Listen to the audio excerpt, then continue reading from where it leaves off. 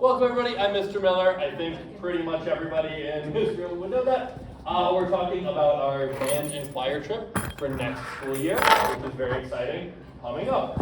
I put 2024 on a whole lot of things, because otherwise a lot of these dates look like this is happening in a few weeks, and that would be pretty scary. Alright, so our agenda is kind of setting the scene for you guys. We can start by going through the itinerary. We got lots of really neat stuff packed into a small amount of time. Some of the logistics of the trip, so who we're working with, where we're staying, how we're getting there, what we're going to have to pay for it, which is, I'd imagine, the question a lot of you have. And then moving into sort of the next steps, where do we go from here? Taking questions from you guys. I can't promise I have the answers to all of them, but we do have a really great travel agent. So anything I can't answer tonight, I can get those answers for you coming down the line. So we are looking at our trip on March 8th of 2024 to March 10th of 2024. So it's 2 overnights. It would be Friday night and Saturday night. Friday is an in-service day for school. So students, sorry, you're not missing any class. Parents, you're welcome, they're not missing any class. And we did our best to schedule that between sports seasons, so we don't expect any issues with the turnover between sports seasons. If you have one before or after that, we don't expect that to cause problems with your games. So day 1, we'd be leaving here bright and early, around 6 to 6:30 in the morning, driving most of the way to St. Louis, but stopping in Springfield, Illinois on the way to see the Lincoln Home National Historic Site. They have the house that President Lincoln lived in. So touring that, seeing that for a little while, and then getting back on the bus, continuing the rest of the way to St. Louis, where we have passes to Swing Around Funtown, which is an arcade, mini golf, bumper boats, go-karts, batting cages. I think there are a few other things on that as well. A bunch of really neat stuff, as well as dinner, all in there. So that would be our first day on Friday.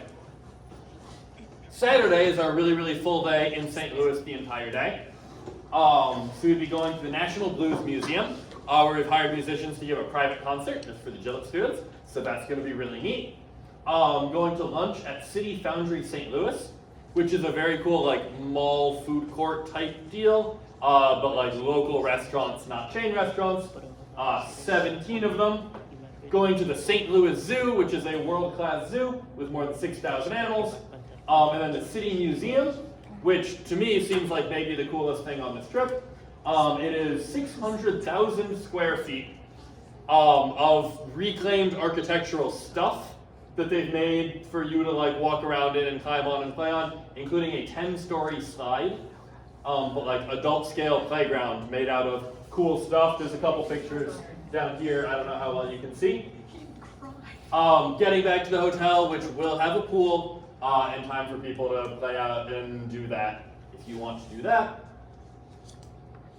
Then we're on to our third day, Sunday. Going to see the St. Louis Arch, the really, really famous monument there. And I don't know if you can see this picture, right? That's that same part there, is taken from up at the top. We'd be taking a tram ride. They have these like cart things that go on the inside, all the way up to the top of that to get the really cool iconic view of the city. And then we're back on the buses, getting back here around 11 at night to have you back at school bright-eyed and bushy-tailed for Monday morning. Sorry, students. You're welcome, parents. So that's our itinerary. It's fitting a lot of stuff in a little bit of time, but we think it's going to be a lot of fun. So the what's provided, what else would you need? We're going to talk about numbers in a little bit and just try to put, you're getting a lot for that number that we're going to be talking about. So most of our meals are included on that. We've got breakfast at the hotels, we've got dinner and Friday and Saturday, lunch on Sunday are all included on that. So you would need to bring money for breakfast maybe or lunch on Friday, or eat before you get here on Friday. And then lunch on Saturday when we're at City Foundry, and dinner on Sunday. So a couple meals you'd be responsible for bringing some more money. But almost all of our food is included in those numbers we'll be talking about in a second. You might choose to bring additional for other stuff. but that's what would actually be needed. There's a few extras in other places, but not stuff you'd be required to do. So logistics, we're going to be working with a different travel company this year. It's a little bit bigger, so they have a little bit more sway with some of the organizations we're going with. We hope that will help things go a little bit more smoothly. Also, I don't know if exciting is the right word, but hopefully helpful. They have all of the payments and everything handled through an online platform. So in the past, you've needed to ask your kid to come and ask me how much money they owe, and who knows how many times communication gets lost back and forth. This is all online. You can tie a bank account and do it with direct deposit. You can do it with a credit card. We have it all handled online. You can also just go on the computer and directly see it yourself and not need to try and ask a student to ask me or Ms. Smoot and run it every which way. So we think that's going to clear up a lot of things, make it run more smoothly. I don't have the name of the bus company yet, but we'd be taking a coach bus.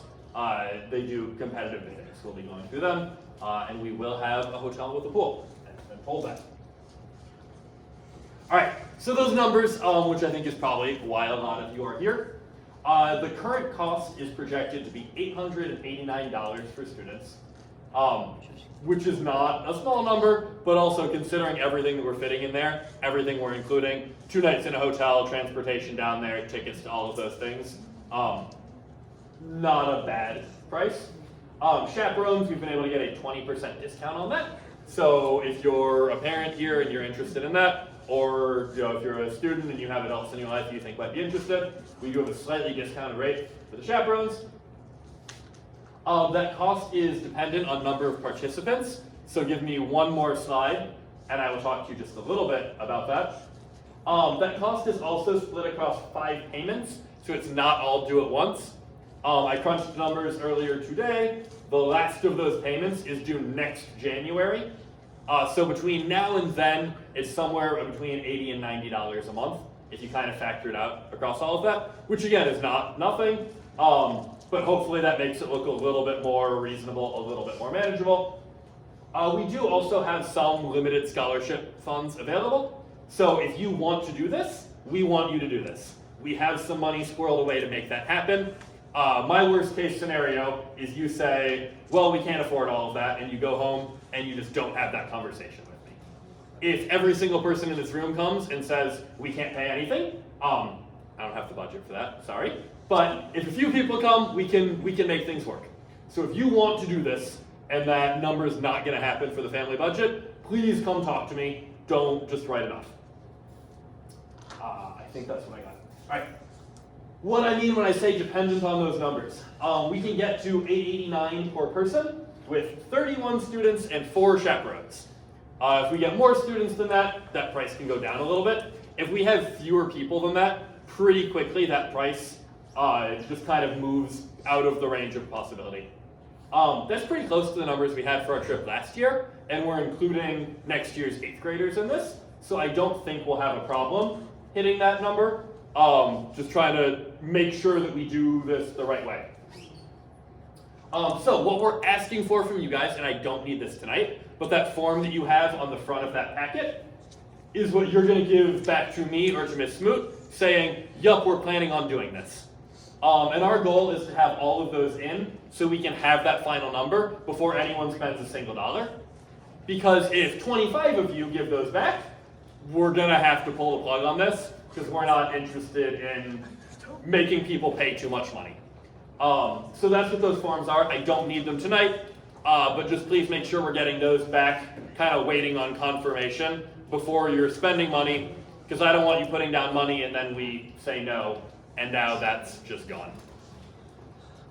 The other side of that, what you're putting on that form, please do be accurate with that. Because again, dropping that number from 31 to 30 people ends up costing all of those 30 people like almost $100 each. So I get that things happen and things come up, and I'm not going to take you to court if you do give that paper back and then something changes. But I would ask that you be as accurate with that as you can, because we're making decisions for a lot of people based on that information that's coming back.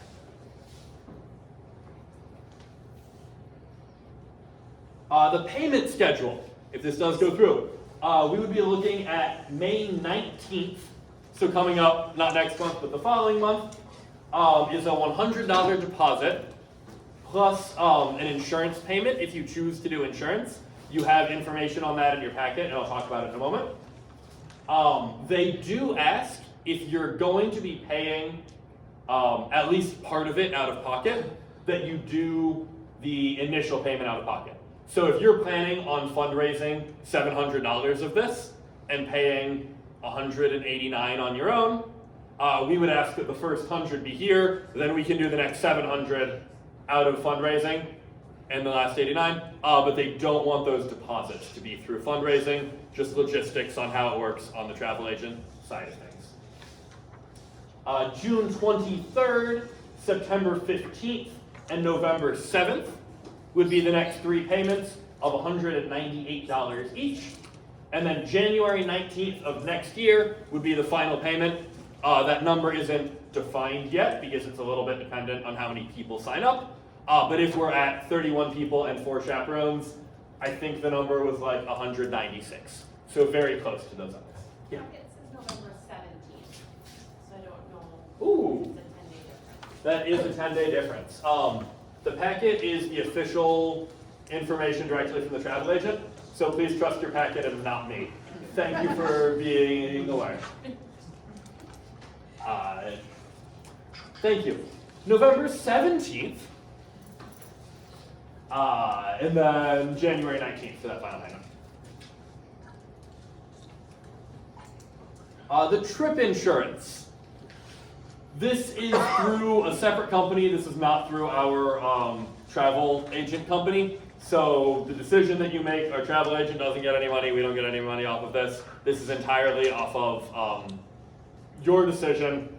They have 2 tiers of this. I'm going to do my best to give the information that the travel agent gave me. But if this is something that you're not sure on, I'd encourage you to ask questions and look at that information you have in your packets direct from the travel agency. My understanding is there are 2 tiers of insurance. The standard protection, according to the travel agent, is really not actually worth very much because the list of covered things is pretty slim and they all need to be documented. So I was flipping through there earlier, and one example that I had was if you're in a car crash that totals your vehicle, on the way to get on the bus and you have a police report, the standard insurance would kick in. But if it's the day before, and now you're feeling terrible because you're in a car crash and don't want to get on the bus, the standard insurance would not kick in. Like, it would only be for that driving to school at 5:30 in the morning on that Friday. So that's pretty limited protection. You can look at that if you want. The enhanced protection is a bit more money, but gives you 75% back if you have to cancel for any reason. So that one you can be not feeling well or something's going on, anything like that. So if that's interests you, you have questions, I would encourage you to ask questions I can get the answer to, or look more carefully in those documents that you have. Also, you know how to get a hold of us if you take these things home and you're looking at them and it's not making sense. We're easily reachable by email and can give you better information on that. So our next steps, kind of where do we go from here? Next week, we'll be going to the school board and giving a slightly amended version of this talk, hopefully getting this trip approved. Fingers crossed, otherwise I've wasted all of your time having you here this evening. Friday, March 24th, so you've got 2 weeks plus a couple days. We're asking for all of those commitment forms back from you guys. That gives us a chance to take account, make sure that we have the numbers we need to have to make this happen. Presuming we have the numbers that we need to make that happen, May 12th is the deadline for your online registration. So that's going on and putting in a name and filling in like medical information, emergency contact information. All of that stuff is being run through the Bob Rogers website rather than Ms. Smoot and I hounding you for pieces of paper. We're hoping that that's going to be more convenient. If that's problems for you and internet access at home, have a talk, we can figure things out. May 19th is when that fundraising was due. So that's that initial $100. And they are asking that that be out of pocket. Again, I recognize that is not no money at all, But hopefully with that time between now and May 19th, have a conversation, we can figure something out, hopefully make that happen. Ample fundraising opportunities is that middle one. We're going to be doing everything that we can to give you guys opportunities to raise that money. We had our coffee chocolate sale in the fall. We'll have more things coming down the line. We have the spaghetti dinner, which is usually a pretty big, or has been a big fundraiser in the past. So we'll have lots of opportunities for you to bring in money to drive down that number for your family. With those payments coming due on the 23rd, the 15th, the 17th, of course there's the one right there, and the 19th, and then March 7th of next year, leaving for the trip. I said a lot of things very quickly, but does anyone have any questions?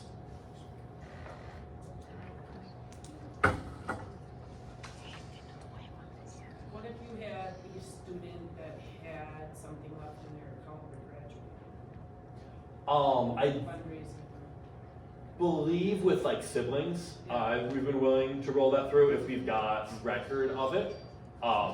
There's been a lot of turnover over, so I can't guarantee that there's a record of it. I do have actually that spreadsheet pulled up over here. So when the meeting's over, if you want to come over this way, I'm happy to go through and see what I have. And that would go for everyone. There's a few people with like $500 or $600 already in those accounts. If you want to come check on a balance, I'm happy to do that one-on-one after this.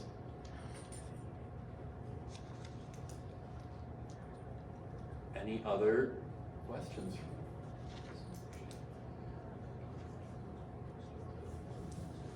All right. Well, thank you all so much for being here. Hopefully that was informative. You know how to reach us. Email is usually easiest, but you know how to reach us. Those forms coming back in. Sooner is obviously better, but Friday, March 24th, as our deadline so we can get a count and make sure that we are, in fact, going to do this. And then all of those other deadlines coming down from the travel agency on high. So, thank you very much. Thank you.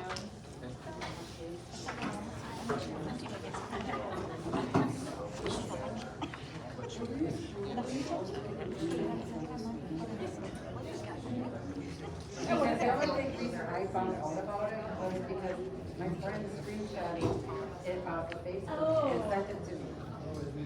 Otherwise, I think there were there's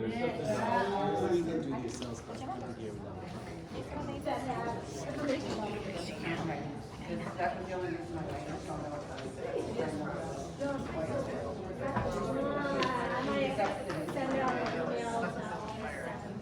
Yeah, we can do that. We should have.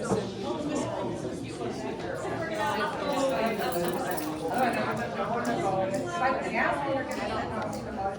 Then she said she didn't have